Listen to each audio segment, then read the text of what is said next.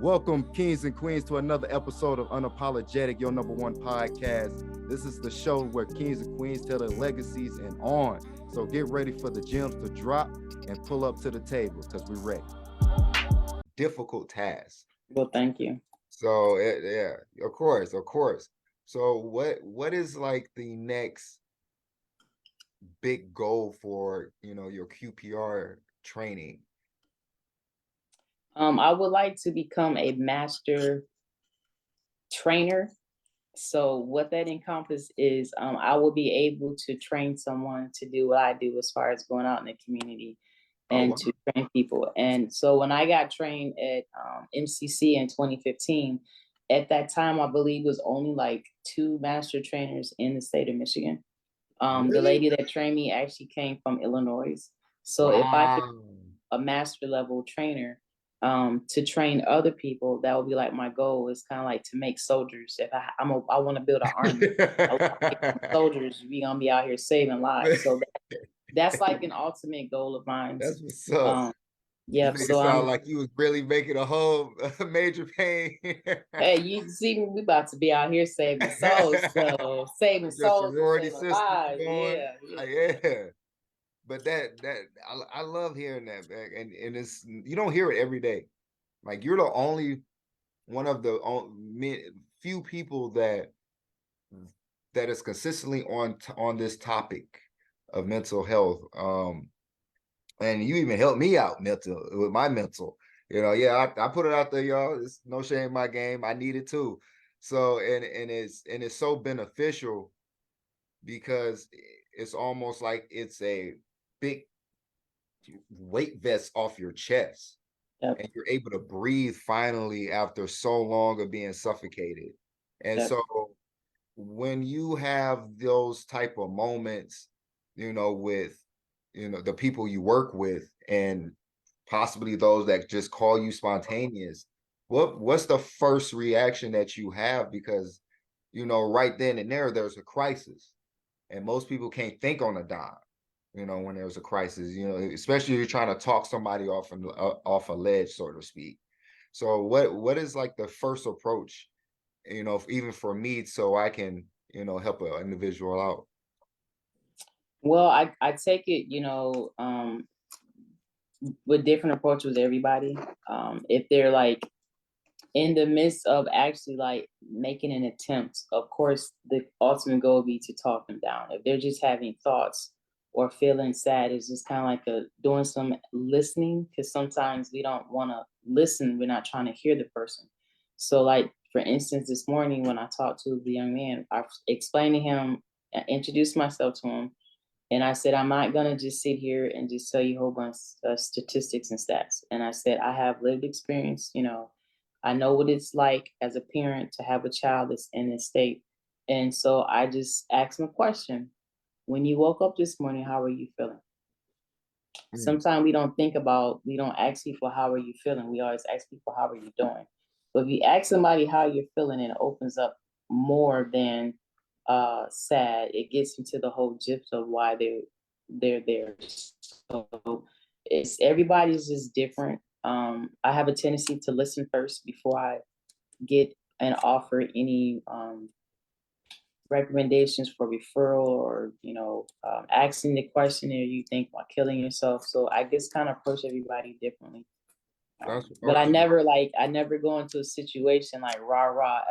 You've been around. I have a very calming spirit, and I begin to understand why God gave me that spirit of calmness. Right. You can't help someone, and you're like, oh my gosh, oh my goodness. So it's like even to approach them in a calming manner is just like, oh wow, like I'm over here about to do something to myself, and here's this person comes in, and they're just like, oh, you okay? Like, how are you?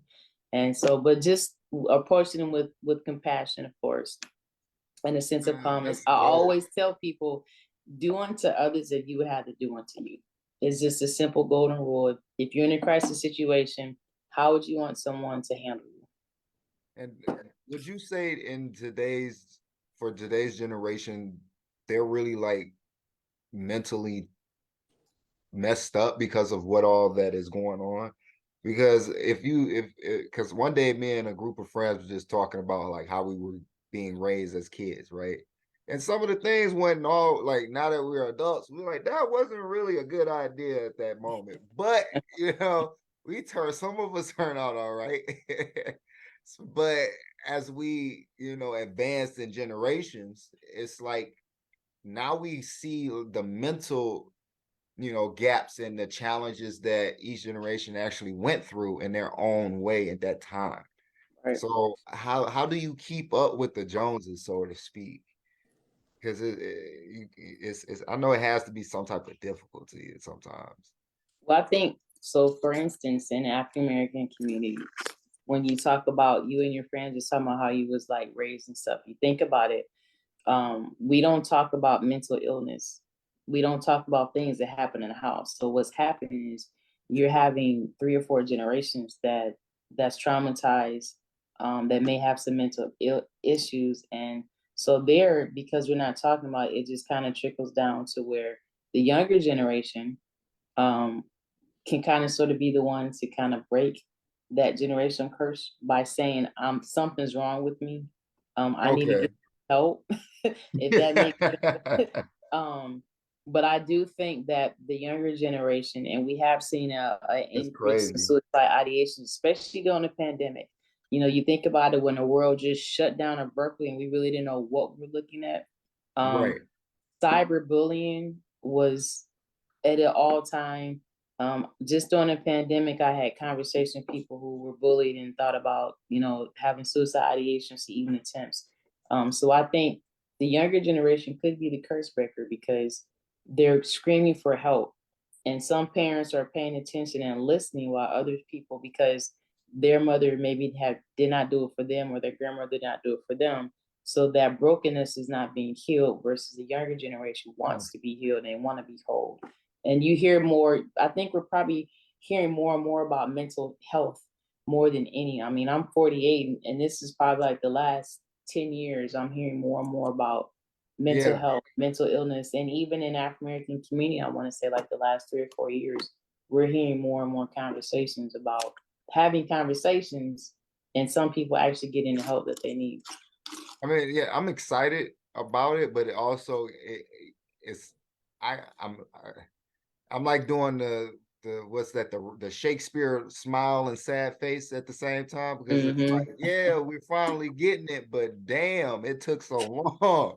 Like, what the hell going on? So It's that you gotta be generational curse unapologetic breaker. about it, man. You gotta be real with oneself and others. And I feel like that is what QPR opens that door. Like, we have to be real with one another, you know, especially like you say in our Black community, and you help open that door for me to see, like, at certain situations that certain friends or certain groups I talk to, I gotta separate myself, you know, not just as a person, but if it affects me as a person, that means it affects me as a business owner, as a father, as a friend, as a brother. So that really connected with me from the talks that we had. And I see why it's so important for you to have that sit down moment and that relief, from venting with one person, a loved one. Sometimes it'd be a random person that you Right, meet in the right. elevator. Because I have great conversations sometimes. It'd be weird. You're like, all right, man, nice meeting you. Yeah, you too. I like the guy. You know, it's like, all right. So your gift, I say, it really does pass down to others.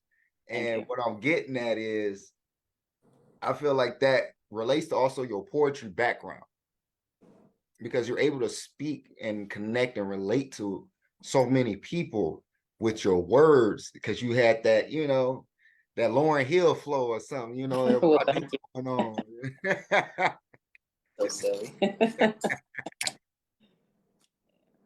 Is that the case? um, I really, so my first poem was about love because I got my heart broken.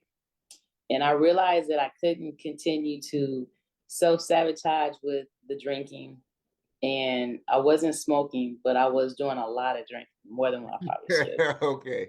So Yeah. when the fall hit, I said, I can't continue in this destructive manner. So instead of me doing destructive things, I took that constructive and that destructive energy and behavior and put it into, I think I want to do a poetry group.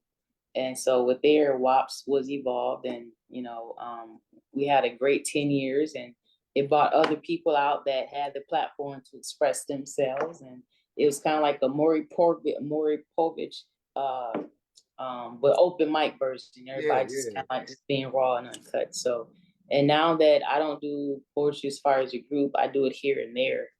But now it gives you an opportunity to take the creative side and expressive side and put it into plays.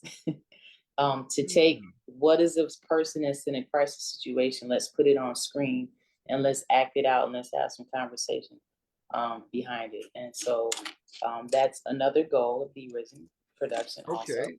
I like that one. I like that one. So also I remember conversation to have. You brought that up too earlier.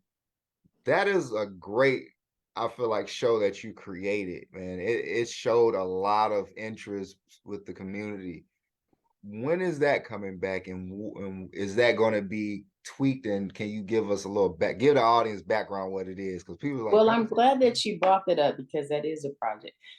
So was it what last year we did it, the conversations to have? Yep, It was pretty much a thought. I'm like, we just need to have these conversations. Just something just kept on sticking to me. yep, I said, okay, well, let me stage. If I had a TV show, it'd probably be called Conversations to Have, the untold story of them.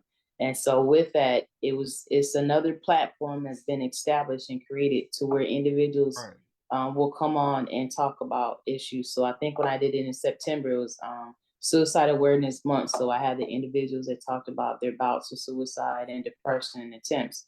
So I am going to continue the conversations. I will be back, I think in June, because June is Men's Health Awareness Month. And I want okay. to our men to talk about themselves, Woo. what they go through.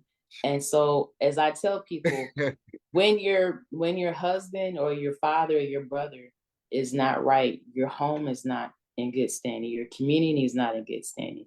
So we need to Hmm, give you guys men a platform to be able to say this is what I've been going through without being judged, and maybe wives and significant others will begin to understand, not so much the breakdown of the African American man, but the right. brokenness. But then, what does healing look like? And Ooh. part of that is having some conversations. So that's going to take place in June, Wow. and I'm glad you're here because you'll be a part of that too. Y'all see what I'm I can't wait. That's all Yeah. I can't wait. Yep, and then I'll be back in September doing Suicide Awareness Week, and I think I'm going to Okay. highlight the youth. I want to give the youth a platform to express themselves. There may be a two-part. That may be a Are we talking two-part, but like high school age? I think I might go as young as middle school. Maybe the seventh and eighth graders. I probably maybe do like the seventh graders, seventh and eighth graders, and then highlight some high school students. And I say seventh grade. So like last year, I was at the middle school and I did a mental health training, and I was amazed at what those kids knew when it came to mental health. Like they were able to say they were diagnosed with this, or they knew somebody was diagnosed with bipolar, schizophrenia. It was some kids that were actual cutters, some kids who had some suicide ideation, but the openness to share their experiences and what they have been going through, even like bouts of like being bullied, cyberbullied. And so I said, these babies need a platform to where their parents or their peers or the community Right. need to hear This is the their future. voice. Yeah, exactly. These are, I call them the teeny boppers, but this is our future. And if we can get them now and hear them and support them, then we probably won't have high increases in suicide ideations or suicide attempts, and people being shipped off here and there. So I'm going to give them a voice in September. I'm going to I give them a can't wait voice in September. to have the men version of conversation to have, because that's rare. I really don't hear or have the, like, people say, like, and I'm not knocking nobody that's famous or nothing, like TD Jakes and all those, emotional speakers and whatnot. They're great in their own way, but Mhm. I feel like a lot of times they don't talk to the individual. They talk to the masses. Right. So And which yeah. it's a big difference.